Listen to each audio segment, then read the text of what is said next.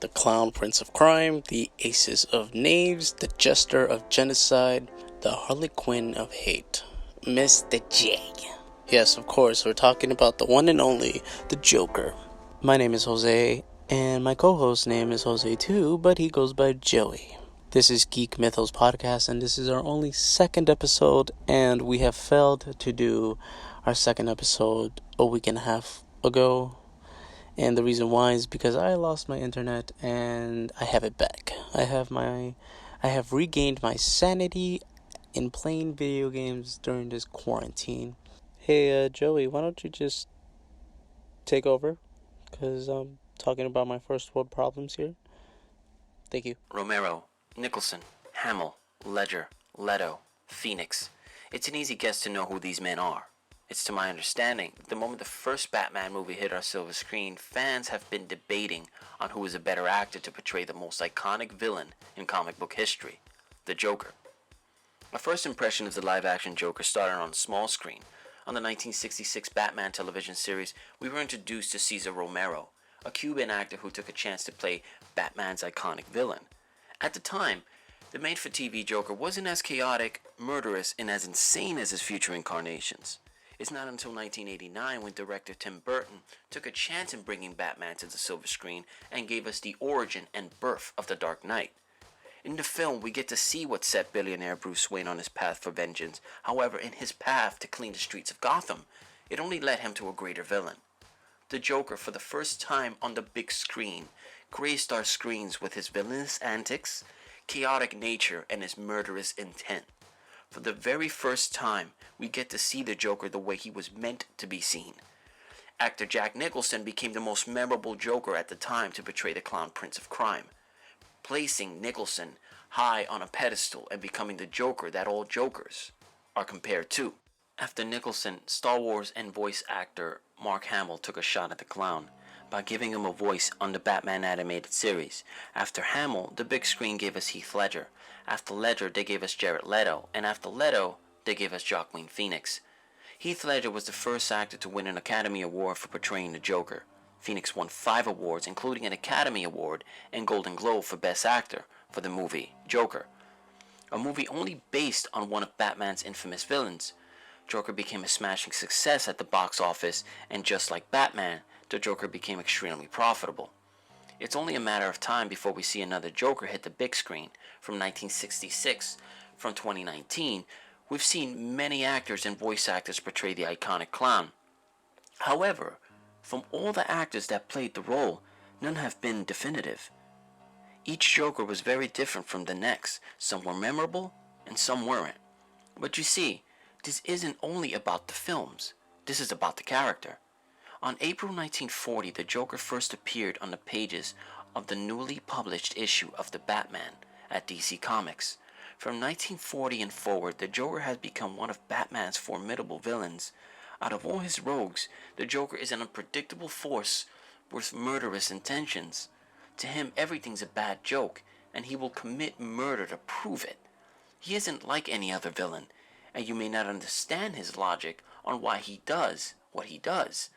However, the Joker is without a doubt by far the most interesting villain in comics.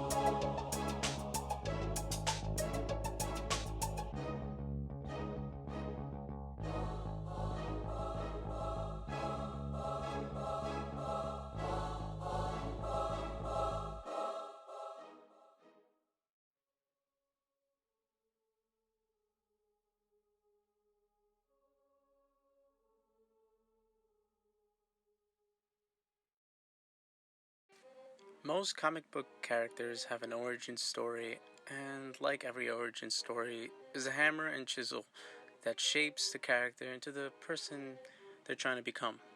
Either they become the hero or they become the villain. They are always defined and recognized by their origin. I can sit here and tell you the 1988 graphic novel Batman, The Killing Joke, and tell you the Joker's origin story. But however, this isn't the origin story I want to just get into yet. You see, his origin story gave birth to his iconic look, the green hair, the pale white skin, and the Glasgow smile. Not only that, it was the origin of his insanity. If you ask him what happened, he will simply tell you, I had a bad day and I'm probably gonna kill you. In 1940, DC comic book artist Jerry Robinson came up with the idea of the Joker. According to Batman's writer and Joker co-creator Bill Finger, Jerry was inspired by a Joker playing card. However, Bill thought the sketch looked more like the actor Conrad Veidt in the 1928 silent film The Man Who Laughs. I'm not really much into silent films, but I can tell you right now that I've only seen a few. If you ever get the chance to see the film, there is one character in particular that stands out from all the others, and his resemblance is uncanny. And although the movie is in black and white, there is only two things that grasp for your attention, and that is his pale white skin and his Glasgow smile. DNA, dental. Clothing is custom. No labels. Nothing in his pockets but knives and lint. No name, no other alias. This was a line from Christopher Nolan's 2008 Batman movie The Dark Knight. A line that was said by Commissioner Gordon. You're probably asking yourself, why did he choose that line? I'll tell you why. In spring of 1940, writer Bill Finger and artist Jerry Robinson were given the opportunity to lead the first issue of the Batman. Batman was clearly an extremely popular character at DC Comics. However, Batman Comics went by another name, Detective Comics. Detective Comics at the time didn't have the villains we see today. Batman spent most of his nights going up against the mob. It wasn't until Batman creator Bob Kane decided to bring writer Bill Finger to start a whole new Batman series under the same name. Kane was also looking for a talented inker and letterer, and Jerry Robinson became part of the team. During that time, there was a bit of a power struggle in the team. I know very little about the politics, but with all the information that I've gathered, it was Jerry Robinson and Bill Finger at the helm of the first issue of the Batman. In the first issue of the Batman, we're introduced to the antagonist, and if you have been paying attention, you probably already know the antagonist. I'll give you a few hints if you don't know. Green hair, pale white skin, a Glasgow smile, and a cheap purple suit. Not only are we introduced to the Joker, we're also introduced to his antics. One of his famous antics being hacking the radio station and announcing to the world who he's planning to kill. Another is the laughing gas, which causes the victim to laugh uncontrollably until his heart stops, leaving the victim with a grotesque smile. In this first issue, he doesn't have an origin story. He isn't given a name nor an alias, no identity, and he works alone, which brings us back to what Commissioner Gordon said. In the Dark Knight film, like the comic, we're given an established villain with no origin story, which makes the Joker more interesting as a character. You know he's nuts, but do you really want to know why? How Finger describes the Joker's first appearance is almost poetic and quite creepy. Not far away sits a man with a changeless mask-like face, but for the eyes, burning, hate-filled eyes. A man smiles, a smile without mirth, rather a smile of death, the awesome ghastly grin of the Joker. After the first appearance of the Joker, the Batman and Detective Comics gave fans more villains like the Joker. Not exactly like the Joker, but more villains that can challenge Batman through his intelligence, strength, and fighting ability. Villains who were corrupt with power, who are psychologically damaged and physically abnormal. For example, Edward Enigma, aka the Riddler, is a narcissist who tries to challenge Batman through his riddles, and Waylon Jones, aka Killer Croc, a metahuman who suffers from a disease that resembles epidermolytic hyperkeratosis. In short, his skin resembles the skin of a reptile. Batman by far has one of the largest rogue galleries in comics, next to Spider-Man, of course. However, out of every villain in his gallery, none are like the Joker. The Joker is unpredictable and doesn't hesitate to pull the trigger, unless you have something to prove, and even then, he wouldn't hesitate. It doesn't matter if he trusts you or not. He's going to take the shot, or skin you alive, or maybe both. If you don't believe me, read Brian Azzarello's Joker. In 1988, Batman the Killing Joke was published at DC Comics, a one-shot comic written by controversial writer Alan Moore. This comic book is by far one of the most beautiful works I have ever read and I have ever seen, and also one of the most frightening moments in Batman history. Artist Brian Bolland gave a realistic look to the world Alan Moore was trying to create. With his vibrant colors and character design, he gave the book life. In The Killing Joke, for the first time, we're given an origin story. However, the Joker isn't given a name, but he's given a personal life. Before his disfigurement and the deterioration of his mental state, he was a stand-up comedian, trying to make ends meet, living in a rundown house that smells of piss and killy litter, and scraping the bottom of the barrel for a pregnant girlfriend, who eventually dies of a freak accident. With nothing to lose, he strikes a deal with the mob and decides to rob the Ace chemical plant. But in his attempt to rob the chemical plant, he runs into Batman, and in his fear not to get caught, he falls into a vat of chemicals that change him to the villain we all know as the Joker. Alan Moore made us understand why a down-and-out human being became a psychotic clown we all know and love. He suffered a great tragedy, but in that tragedy came the mind of a... Before I keep going with this, let me remind you that The Killing Joke was published at DC Comics. At the time, DC Vertigo was publishing adult-oriented stories.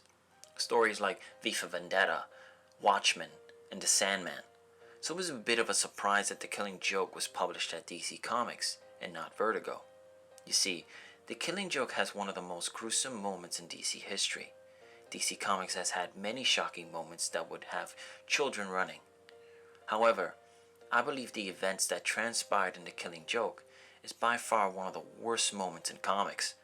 And that moment not only changed the Batman mythology, it changed the life of one of the well-known, beloved characters in DC Comics, Barbara Gordon. For those who don't know, or just getting into comics, Barbara Gordon is the daughter of Commissioner Gordon, and she is also known as Batgirl.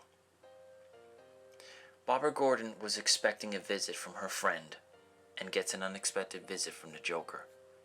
Barbara is shot in the stomach, penetrating her spine, paralyzing her for the rest of her life.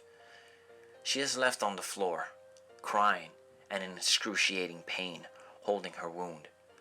Commissioner Gordon reacts quickly and attacks the Joker and his thugs, to only get beaten and kidnapped. My friends, this isn't even the worst part.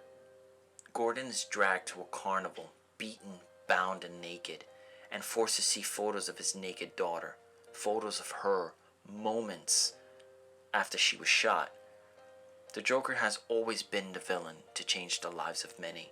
He has never given thought to the consequences of his actions, and not ever feeling a single ounce of remorse. In 1989, writer Jim Sterling wrote an epic story, 4-part issue, that became a groundbreaking classic. Batman: A Death in the Family. At the time, DC Comics gave fans the opportunity to vote for the fate of the second Robin, Jason Todd. Dick Grayson, the first Robin, left to form his own team, the Teen Titans. Batman took in another kid who would don the Robin costume. Jason Todd was an orphan who was surviving in the streets of Gotham City, stealing just to get by. He comes across Batman one night when he is caught stealing the wheels off the Batmobile. Long story short, he takes Jason in, and he becomes the second Robin. Jason Todd was just another orphan added to the Wayne family household. Compared to Grayson, Jason was a bit of a hothead who never listened and always got into trouble. especially with Batman. In the Death in the Family, Jason comes across information that leads him into finding his biological mother. However, in his search, it only leads him into very dangerous territories. With Batman's help, Jason eventually finds his mother, but it isn't a happy ending, because it is revealed to him that his own mother is working with the Joker.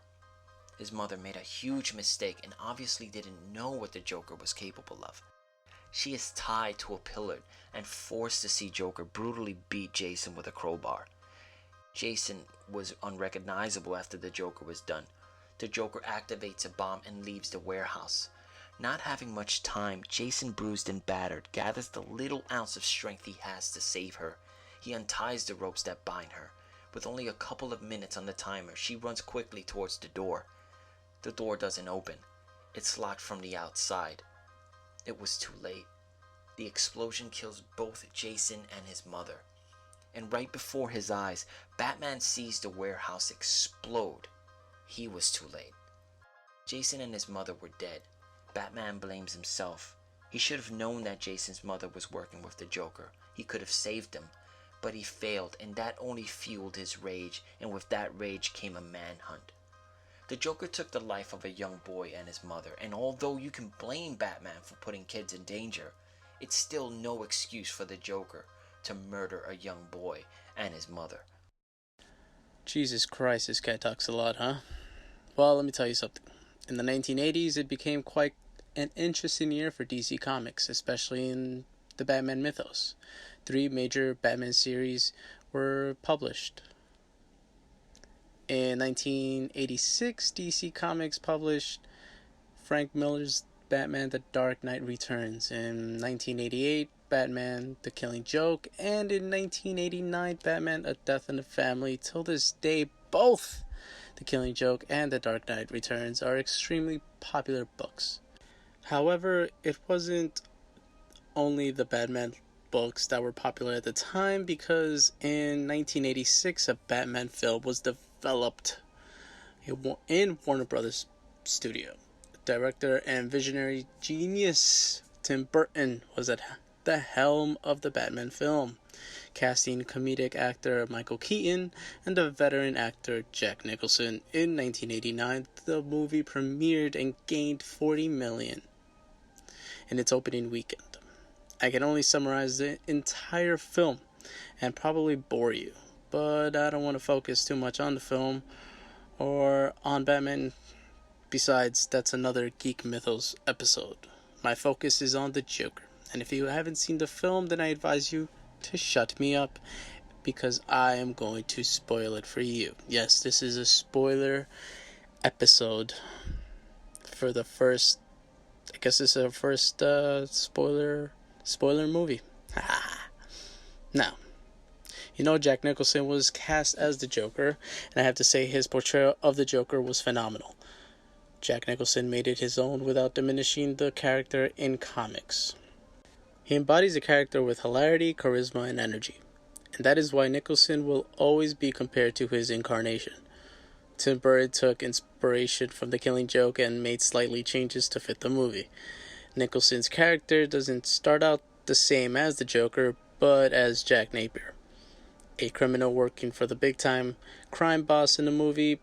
But just like The Killing Joke, he was sent to rob Ace Chemicals plant, and his attempt to escape was not successful because he ran into the Batman as he fell into a huge vat of chemical waste that transforms him into the one and only the Joker. Not only was he given an alias and a criminal background in Tim Burton's film, he also became the driving force that pushed Bruce into becoming the Batman. Jack Napier was responsible for the murder of Thomas and Martha Wayne.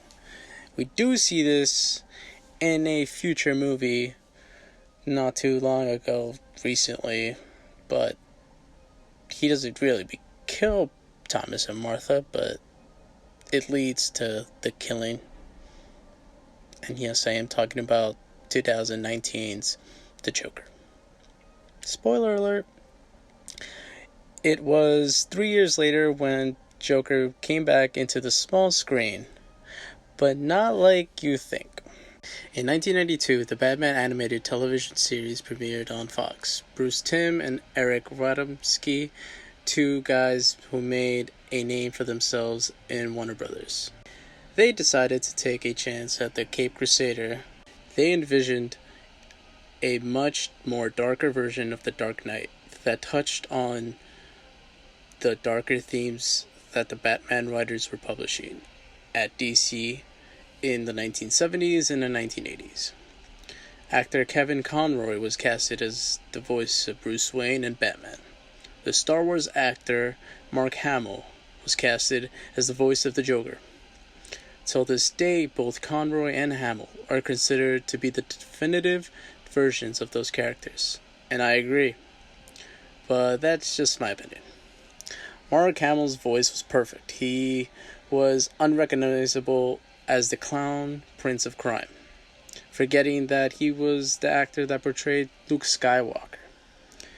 There has been many voice actors who have been given the opportunity to voice the Joker. However, none have done it better than Hamill.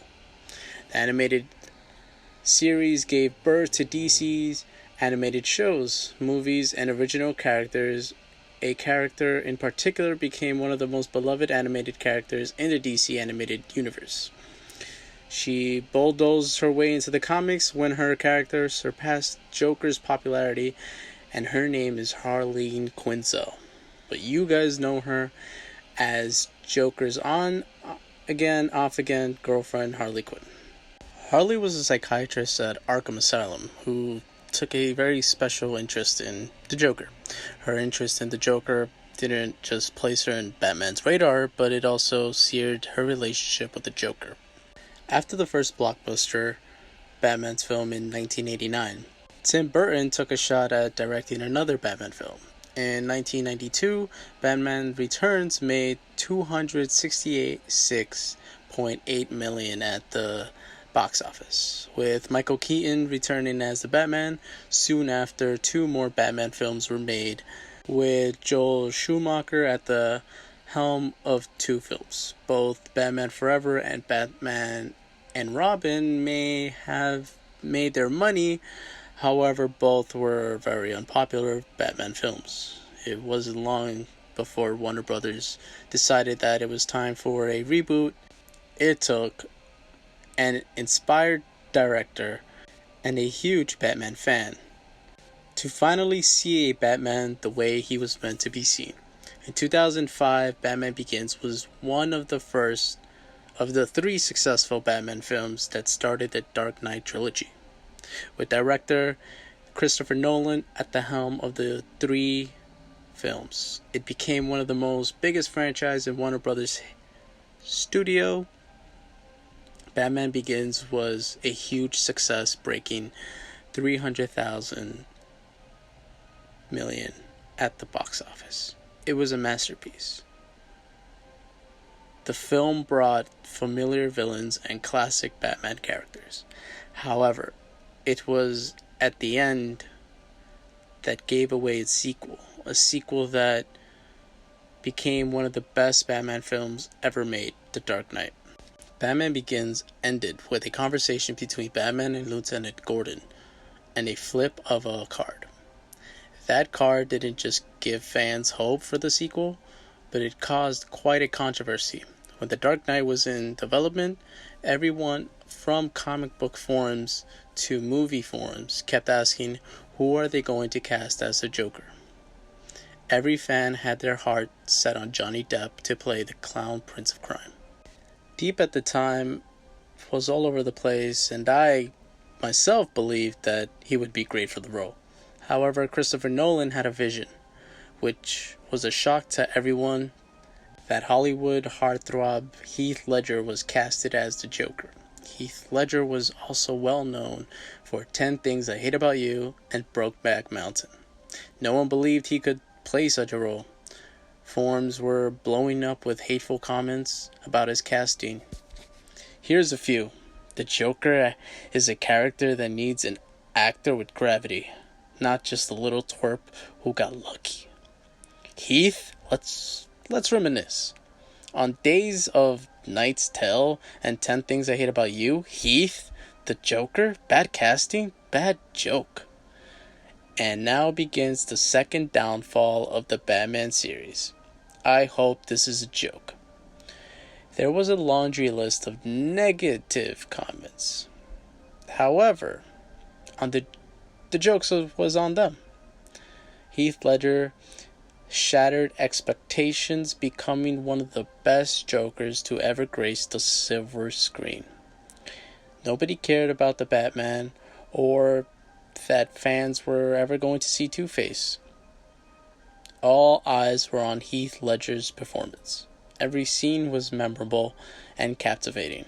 And if you haven't seen the film, go watch it. You will not be disappointed. The Joker's relationship with the Batman was pretty clear on film. There were kindred spirits from different sides. The Joker was an anarchist, a very unpredictable, chaotic entity in Gotham City. And Batman is all about order and cleaning up the streets of Gotham. What makes them the same is the personas they embody. He's a clown playing a joke on the people of Gotham. He's a man dressing up as a bat preying on fears of Gotham's criminals. They're both freaks in their own way.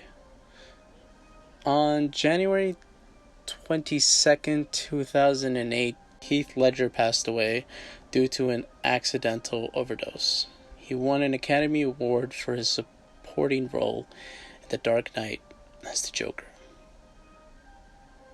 After the rise of the Marvel Cinematic Universe, Warner Bros. Studios and DC Comics decided to capitalize on Marvel's idea. It began in 2013 Superman's reboot, Man of Steel, which became the stepping stone for the next series of movies. It didn't hit at the cinematic universe, however the film was full of Easter eggs that started the rumors. It was in 2016 when Batman vs. Superman Dawn of Justice opened the gates for the DC Extended Universe with its first movie, Suicide Squad. Suicide Squad was a film of its own. It separated itself from the Batman vs. Superman film. However, what connected the two films was Batman's appearance in the first movie. The film takes place after the events of Batman vs. Superman. U.S. intelligence officer Amanda Waller assembles a team of dangerous, incarcerated supervillains for a top-secret mission. If the mission is successful, Waller removes 10 years off their prison sentence. And if they try to escape, the bombs on their neck activate, and well, do I really have to explain the rest? For the first time on film, we're introduced to a series of DC comic book villains. However, there are two villains the fans had their sights on: Harley Quinn and the Joker. It was a huge star-studded cast. Actor Jared Leto is cast as the Joker. And Australian actress Margot Robbie is cast as Harley Quinn. The cast also includes Will Smith, who is cast as the mercenary for hire Deadshot. However, out of all the characters, one character sparked so much controversy and Leto's portrayal of the Joker. It was.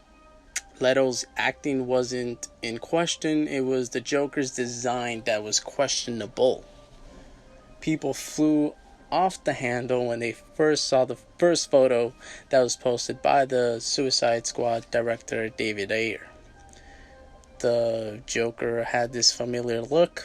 However, it was the tattoos and the silver-plated teeth that caused the controversy.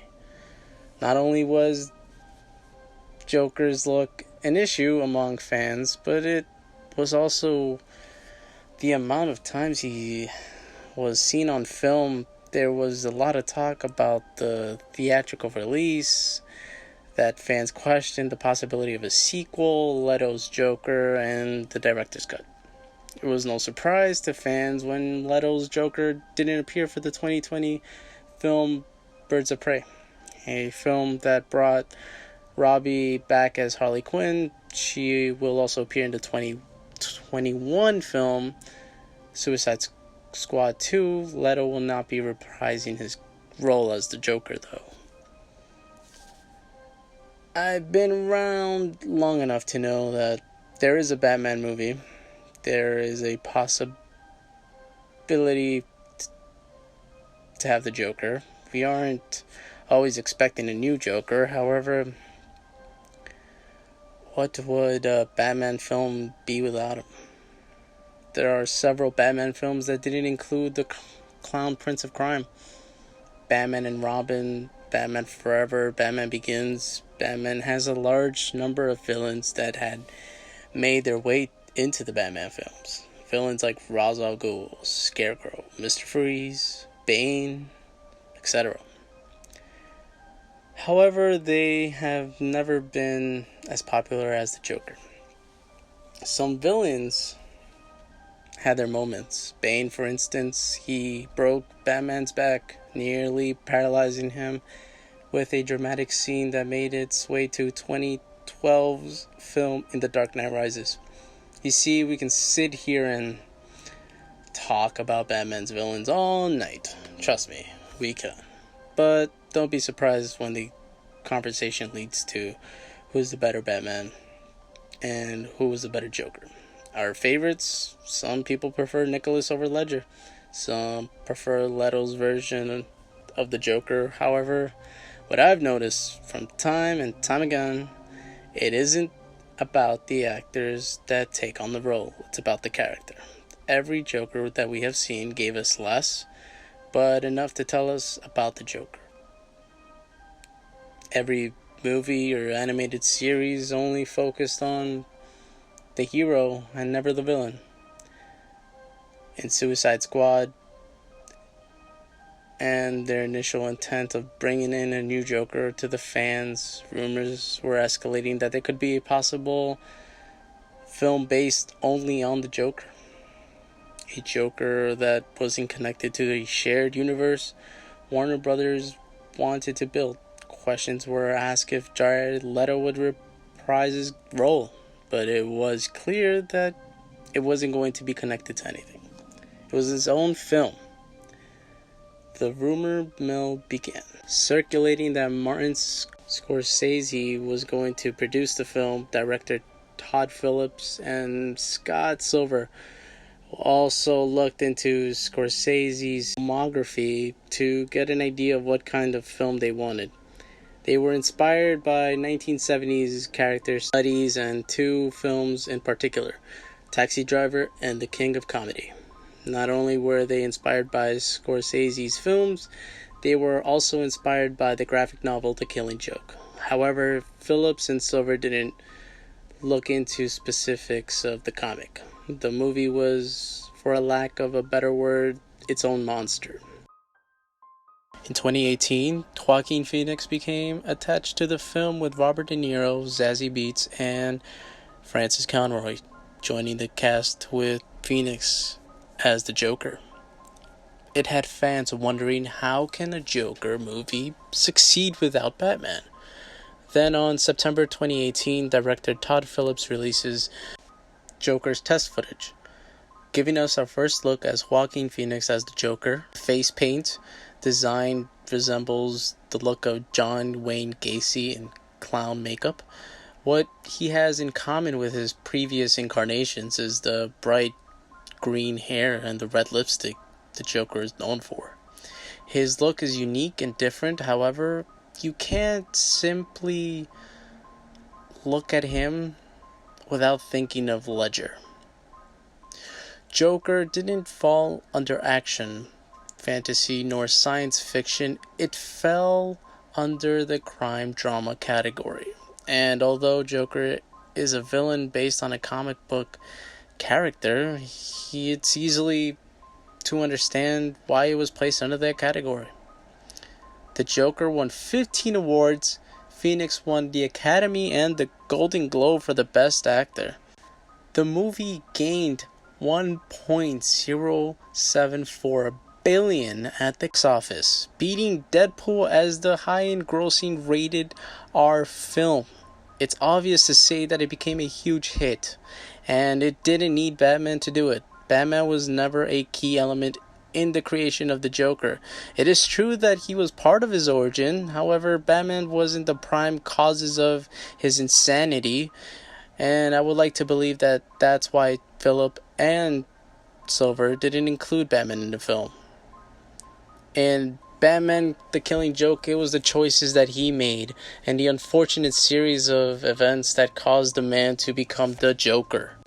For all I know, it could have been the chemicals that caused him to go insane, or it could have been one more thing he needed to set him off to the deep end. We don't know for sure, but Phillips and Silver took something valuable from The Killing Joke. They took the human aspects of the graphic novel and kept going with it, removing everything that made it a Batman comic. In The Joker, Arthur Fleck's behavior had nothing to do with the falling into a vat of chemical waste. However, it had everything to do with the chemical imbalance in his head. Arthur spent most of his life seeing a psychiatrist. He was taking 7 different types of medication and had often having negative thoughts. He also suffered from, and I'm going to butcher the hell out of this word because what? Pseudo-pleural effect. An illness that causes pathological laughter and crying. Arthur worked at an agency where he can get dressed up as a clown for hire. He would get calls from businesses to hold up signs or work at hospitals to cheer up kids with cancer. As I've said before, I am going to spoil this movie, so if you have not seen this, stop and go watch it. Because where have you been living? Where have you been living? Okay. In his personal life, Arthur spent most of his life taking care of his mother, who was very ill. In his free time, he would study various comedians on stage to fulfill his dream as a stand-up comic. He also kept journals that helped him cope with his negative thoughts.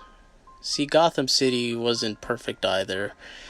Society was crumbling from what we've seen. People were losing their jobs, businesses were closing down. The hospital that provided Arthur with therapy and medication was shutting down because of the cut in funding. Without social services, he would no longer be receiving any medication.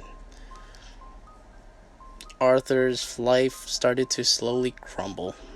And when he loses his job at the agency for carrying a gun that was given to him by one of his co-workers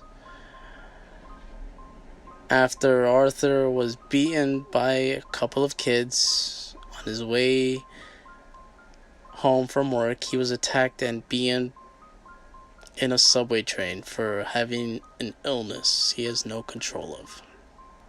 And with the means to defend himself, he shoots the 3 men, which is a plot in this movie that's in the background, which leads up to the end. Soon after he gets into a relationship with a neighbor he met at the elevator, and he starts to do his career in stand-up, but is ridiculed by his idol, a talk show host named Murray Franklin.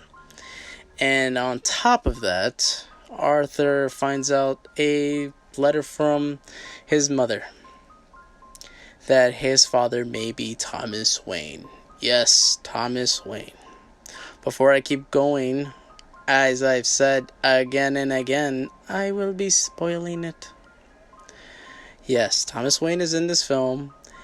It may not be a Batman film, but it's just like Joker. Thomas Wayne is part of Batman's mythos. Alfred Pennyworth, and the most importantly, a young Bruce Wayne is in this film as well. With this surprising revelation, Arthur confronts Thomas at an event to only find out Arthur isn't his son and that his mother adopted him. but it gets worse. His mother was once arrested and committed to Arkham State Hospital. Bum bum bum. Arthur finds his way to Arkham State Hospital where he steals his mother's file to only find out the truth, to see that everything that Thomas Wayne has said was true. However, all the information in that file wasn't all about his mother. There was information on him regarding the child abuse allegations against his mother. You think with everything going on in Gotham, losing his job, being ridiculed in live television, being lied to by his mother, finding out that he was adopted and abused, no longer taking medication for his mental illness, and killing 3 people is not enough for this character to take. The writers doesn't seem to think so. Arthur finds out that the relationship he was in was never real. His mind turns insane. He murders his mother, murders his former co-worker from the agency, and shoots talk show host Murray Franklin on live television with a crazy monologue that you have to see. In the end, he is no longer Arthur Fleck. He is the Joker. And with this, ladies and gentlemen, it is time for us to say goodbye, and hope that you enjoyed this episode, because this was a whole lot of Joker. Yes, we had fun talking about him, giving you information that you probably know, do not know, who knows, I don't know, I'm not God. But please tell your friends, family, loved ones, because they can be different, about this episode, about us, about the Geek Mythos podcast. We will be back, and hopefully you guys enjoy this episode as I have been loved. No, I have loved to make this episode. I fell in love making this episode? No, I wanted to make this episode. Yes, wanted to make this episode. As I've said before, and going to say my farewell, I've taken this from my old manager. Okay, thank you, bye. Before we end this episode, let me just say how hard it was to gather all this information. With everything going on and with our limited resources, it's been a bit difficult to get through to you geeks. It's been a chaotic couple of months. It seemed only right to make this podcast happen. Jose and I have been talking about it for months, and finally, it took isolation to get things done. I hope you geeks are taking good care of yourselves and also good care of each other, because right now, with everything that's going on in this world, we need our strength, now more than ever. If you geeks want to know more about the Joker, there are plenty of graphic novels that you could get your hands on. Barnes & Noble, Amazon, Midtown Comics, and Forbidden Planet are my go-to places to find my favorite comics. Anyway, I hope you geeks keep on listening.